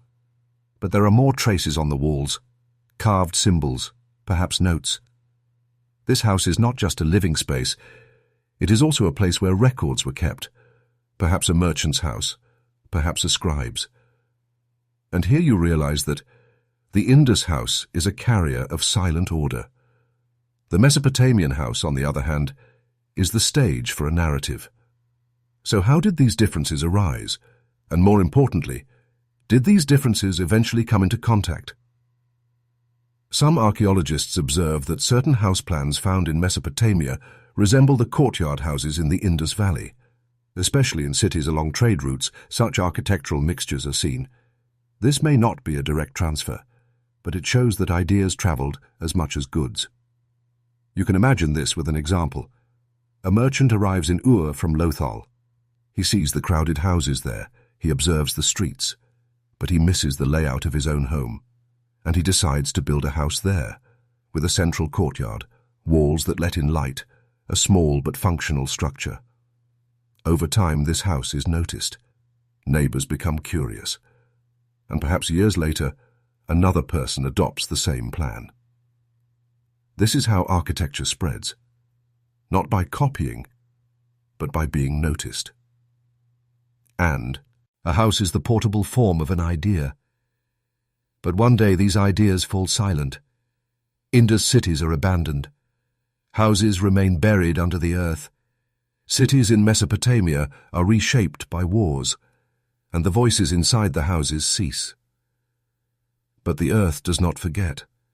Today, a layer of ash found on the floor of a house tells of a fire, a hidden cavity in a wall of a hidden object, a lamp found in a niche of nights, and a doorstep of thousands of passing feet.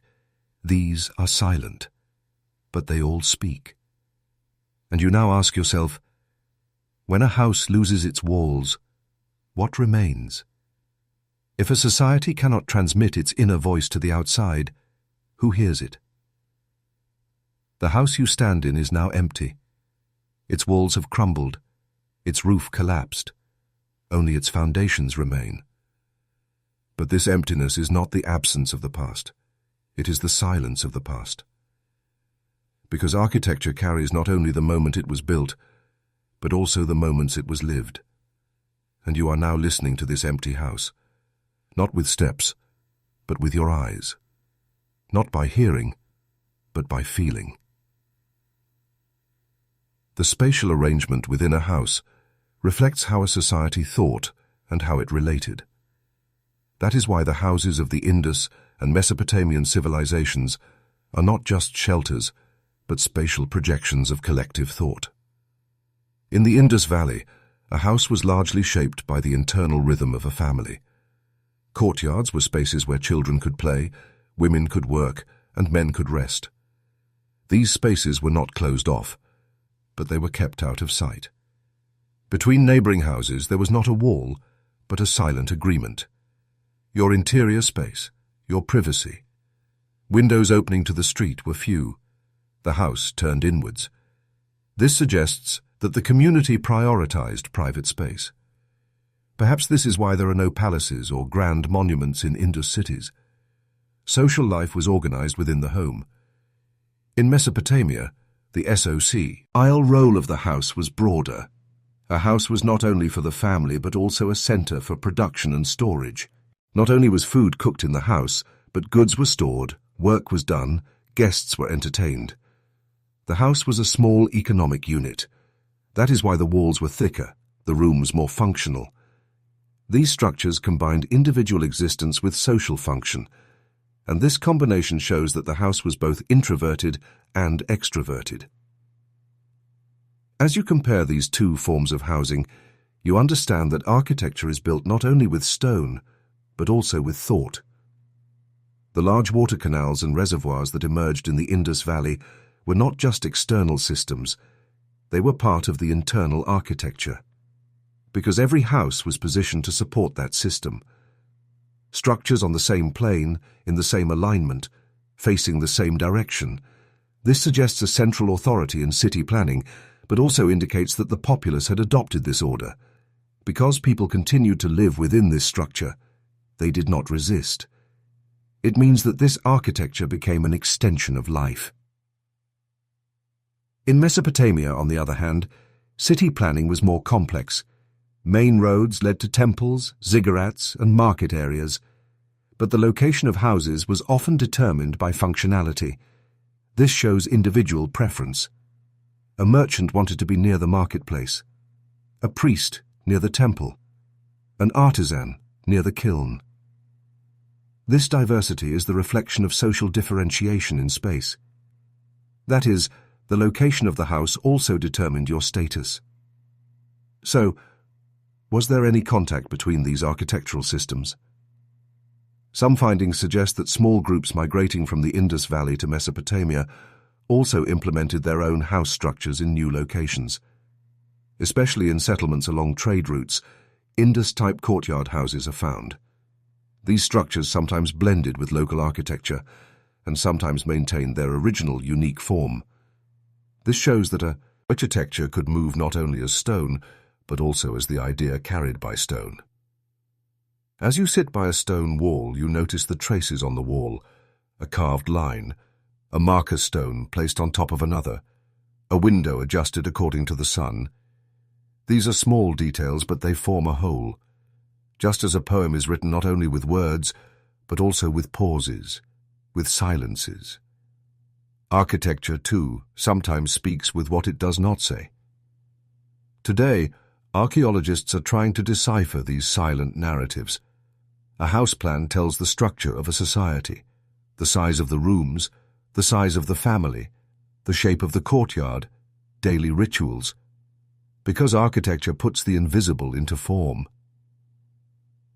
The thickness of the walls of Indus houses was not only for insulation, perhaps it was for privacy.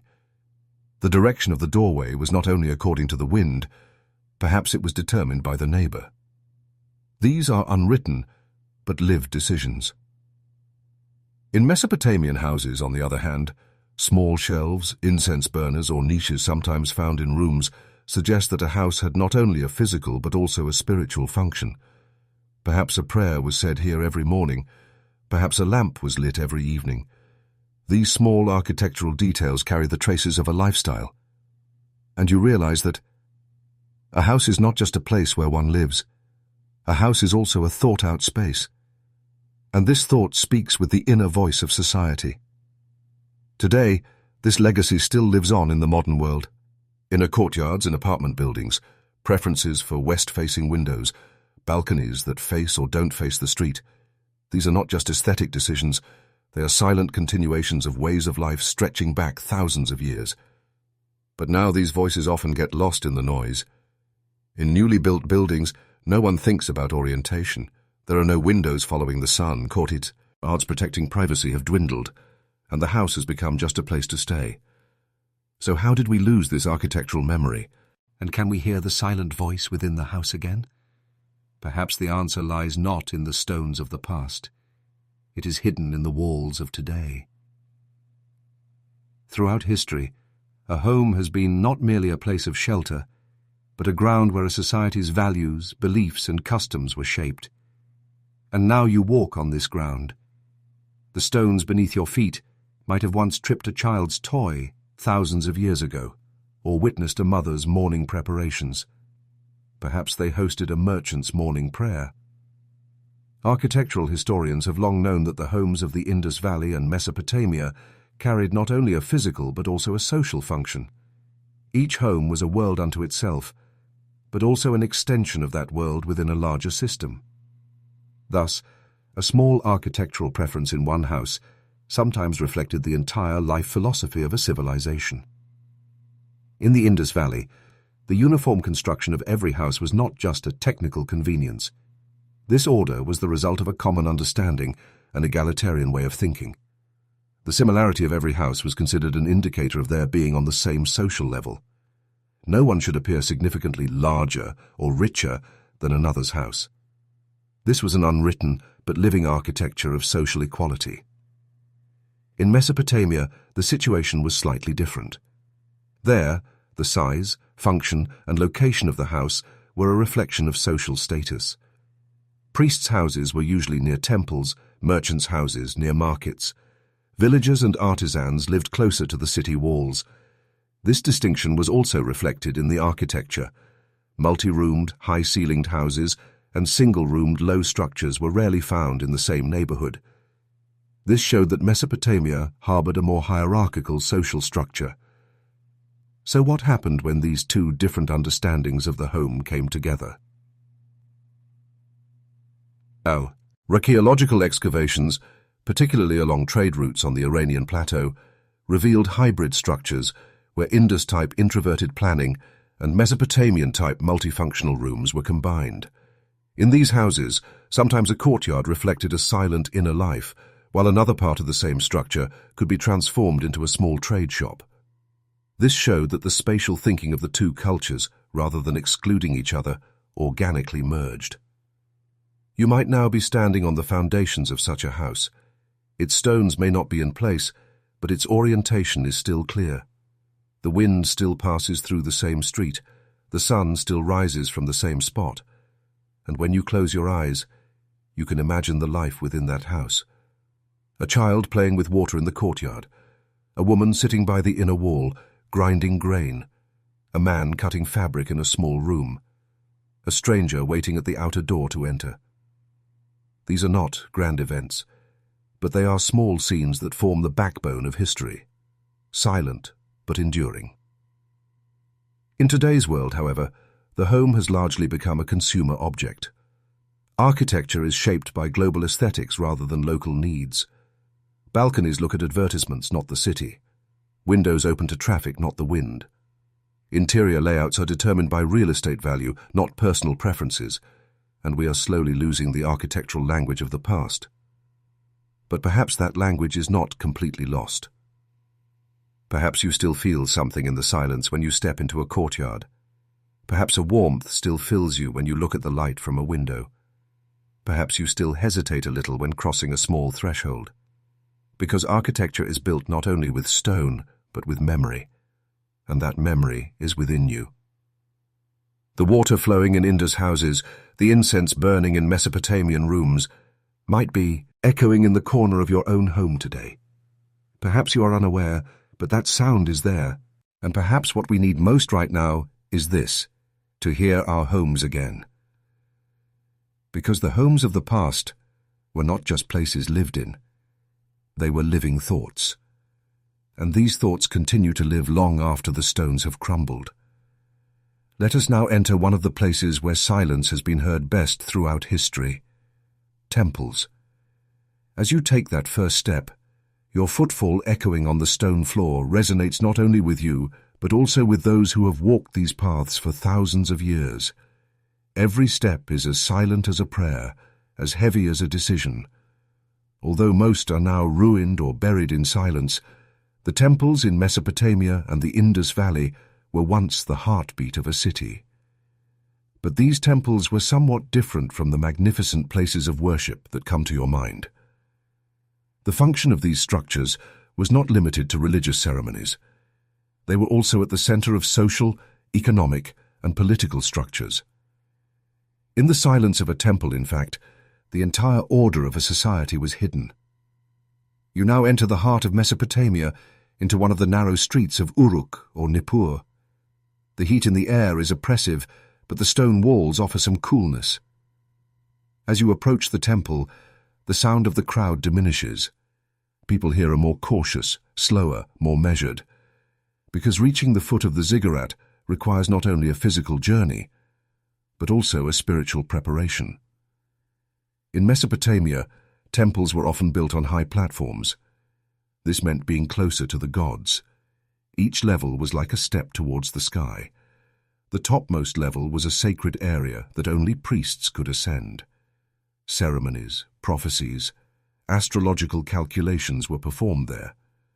When you touch the stones of these structures, you feel not just a wall, but the fear, hope, and expectation of thousands of people. Outside the ziggurats, the rhythm of daily life was adjusted according to the temple. Merchants would offer sacrifices to the gods before opening their shops. Farmers would not harvest their crops before taking them to the temple granary. Thus the temple was not just a center of belief, but an apparatus of control and guidance. Priests were the silent rulers of a city. Scribes worked here, rulers consulted here, the people sought answers here. When we come to the Indus Valley, things are a little different. Here we do not have as clear structures and texts about temples as in Mesopotamia. However, the Great Bath at Mohenjo-Daro shows that ritual cleanliness and religious symbols were important in this society as well. The small rooms around this structure and the carefully planned drainage system were the product not only of a practical order, but also of a deep symbolism. The silence of the Indus Valley is quite different from the complexity of Mesopotamia's written narratives. While Mesopotamia engraved prayers, prophecies, lists of gods, and sacrificial rituals on tablets for us, the Indus people left behind mostly stones, water, and structures. We do not know what they called their gods, but we can see how they lived. Is this not a form of worship? As you walk through a temple area in the Indus, your voice blends more with the earth. The stones beneath your feet haven't risen as high as in Mesopotamia, but they still elevate you to a thought. Could this silence be a sign not of an absence, but of an awareness? These two cultures, kilometers apart, may have attributed different meanings to their temples, but they still shared a common vein, placing the sacred at the center of society. This sacredness was expressed sometimes with fear, sometimes with peace, but in both cases they had to accept a power beyond the individual. Temples for you might be a travel destination, a ruin, an ancient structure, but they were once places where people surrendered their daily worries, desires, and fears, a prayer for a child's recovery, an offering made for a lost item, an appeal after a bad harvest. All these, even if not preserved in stone, echo through time. In Mesopotamian temples, gods were hierarchical. Each city considered its own god as the chief god. Uruk belonged to Inanna, Nippur to Enlil, Eridu to Enki. Each god had a duty. Some represented fertility, some wisdom, some lightning, and temples were structures that concretized this representation. Every statue was as real as an idea, every offering a sign of a relationship. In the Indus, however, the gods are silent. We do not know their names. We have not deciphered their prayers. But the symbols they hold, their positions and orientations, whisper something to us. These people also sought an order. Perhaps this order was not as hierarchical as Mesopotamia's. Perhaps the gods here were more intertwined with nature. But still, sacredness echoes among the stones. You are now in the shadow of a Mesopotamian temple, and also on the steps of an Indus structure. With every step, you feel a layer of the past, and these layers are keys for you to understand not only the past, but also the present. Today, in modern cities, temples, mosques, churches, or shrines still exist. But these structures are no longer part of the societal center, but often part of its periphery. Yet once, everything revolved around them. Today, shopping malls, roads, corporations are at the center of society. This is also a sign of a silent transformation. Perhaps the gods are still waiting somewhere, but we may have started to no longer hear those footsteps. The fact that you are reading or listening to these lines right now could even be a form of remembrance. You are trying to hear again the silence of the temples, the echo of footsteps, the memory of stones.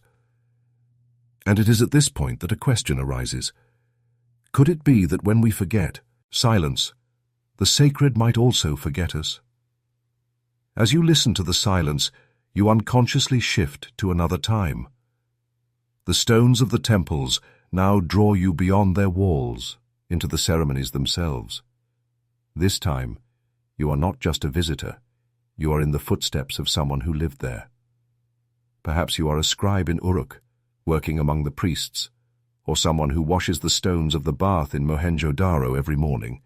Your day is spent not serving the gods, but maintaining order. But every small task you do is part of an act of worship. The activity beginning in a Mesopotamian temple in the early hours of the morning is not just about religious duties. Grain is brought to the temple's storehouse, cattle are counted before being brought in, and the previous day's records are checked on tablets. Priests track the movement of the stars, because it is necessary to know if the coming days will be auspicious. And you, as a scribe bending over that stone floor, build a bridge between the gods and the people, but silently. Most of these writings are not prayers or myths. They are debts, deliveries, calendar records, parts of an economic order run in the name of the gods. Because temples were not just centers of worship, but centers of administration. The Nana temple in Ur was not only the home of the moon god, it was also the city's largest granary. Working there meant working directly for the god. In the Indus Valley, the system operated in a different way. Hierarchy was less visible, but still a sense of order was very strong. The Great Bath in Mohenjo-Daro was not only a place of purification, but probably a social gathering point. In the mornings, people silently washing here to the sounds of water were perhaps entering a purification with the first light of day. Purification was not only physical, but a spiritual transition. What stands out here is not the similarity of structures, but the commonality of functions. In both civilizations, water, cleanliness, and recurring rituals were at the core of daily life. These repetitions are more regular than the morning alarm that wakes you. Cleaning starting at the same time, offerings placed in the same way, records written with the same order. This is not monotony. This is a kind of continuity. The silent but vital cycles necessary for a society to exist. The priests were only the religious face of this cycle. But the steps they repeated every morning were taken not only for the gods, but also for the peace of the people. Rituals were effective not only within the temple, but also outside its walls. A priest was the one who silently kept a pulse on society. They were the first to notice when things were not going well, the approach of an epidemic, drought, or the threat of invasion. For this reason, in Mesopotamia, priests were not just religious leaders, but also scientists, economists, and advisors. Their observations were trusted because they tracked the stars, recorded the direction of the wind, and measured water levels. But still, behind all these calculations, there was always an unknown, a will of God. No matter how much you measure, some things only prayer could solve. The silence of writing in the Indus Valley makes these cycles even more interesting, because here we do not know the names of the temple priests, we do not know their rituals, but the relationship they established with structures, water and roads reflects a kind of worship. The wells regularly placed in Mohenjo-Daro were built to be accessible to everyone. This could be a sign of a system where communal living was valued. Temples here exist not only for the gods, but for society as well. The community's approach to each other is as important as the individual's approach to God. Water is as sacred as God here, because life is possible with it. Therefore, the worship of this society is perhaps hidden in togetherness. You now think, could the difference between Mesopotamia's towering ziggurats and the Indus's horizontally sprawling urban layout be not just architectural, but also a conceptual difference? A search for power rising to the sky in one, a desire for horizontally shared order in the other. The sacred is at the center of both, but that sacred takes shape in different ways. Among the daily repeated rituals, ordinary people also took part. A farmer would come to offer the best of his harvest. A mother would make a vow when her child fell ill. A soldier would silently touch the temple gate before battle. And the names of these people do not appear in history books, but the marks of their hands remain on the temple stones. Those stones too are silent, but have not forgotten. In Mesopotamia, the decades passing between rituals, sometimes for a lightning god, sometimes for a fertility goddess, might be just a few lines for you. But for those who lived there, these years meant waiting, wishing, and living with silence. And this silence is as real as you can hear it even now. In the Indus, these wishes were perhaps left not to writing, but to water. Every purification is a prayer, every cleansing a rebirth, and every stone a memory. But all these efforts continue to ask the same question for thousands of years. Does man try to understand the unknown, or merely get used to it? You now take one last step in the shadow of time and stones. As you leave behind the heavy stone walls of the temples, you now better understand how complex and silently the life within them operated. Because to understand how developed a civilization was, sometimes you need to look not at its armies or palaces, but at the interior of its temples and the silent daily life that revolved around them. The priest who awoke to morning prayers in the Seychelles, Haddo of a temple in Ur or Nippur, was no different from the worker who carried stones to the public bath at first light in Mohenjo-Daro. Both served an order greater than themselves, and the continuation of this order was sustained not only by stone or by writing, but by silent loyalty. You can see it more clearly now. That hidden relationship between Mesopotamia and the Indus Valley was not just an exchange of trade goods. It was the touching of two societies' answers to the fundamental questions of human life. Silent but systematic answers to questions like, why are we here? Who rules us? How should we live? Temples were places where these answers slowly accumulated and eventually merged with time itself. Every stone, a prayer, every tablet, an expectation, every drop of water drawn from a well, a hope. And then, these temples one by one fell silent, like ziggurats swept away by the floods of the Euphrates, like the abandoned cities of the Indus Valley. Why? We may never fully know.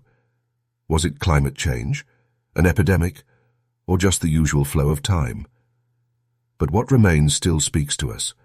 The stones found in the temple of Nana, the moon god in Ur, the ancient drainage system still flowing through the silent streets of Mohenjo-Daro, and that unwritten but felt language of worship. These tell you not only about the past, but also about your present. Because in the city where you live now, there are also silent footsteps. Someone cleaning in the early morning, an old person praying, someone carrying water for children. They too are carriers of an order, and each of them, perhaps without even realizing it, is a link in a chain stretching back thousands of years. When Mesopotamia and the Indus Valley met, no treaty was signed between them. But through temples, waterways and seals, a kind of silent handshake took place. This handshake was not recorded in the official records of history, but the earth remembered. It remained in the pottery, in the seals, in the stones, and in the direction of the roads. And now you, as you close your eyes, are walking down one of those roads. The stones beneath your feet carry the footsteps of thousands of years. Perhaps one was pressed by someone going to morning prayer 1,000 years ago.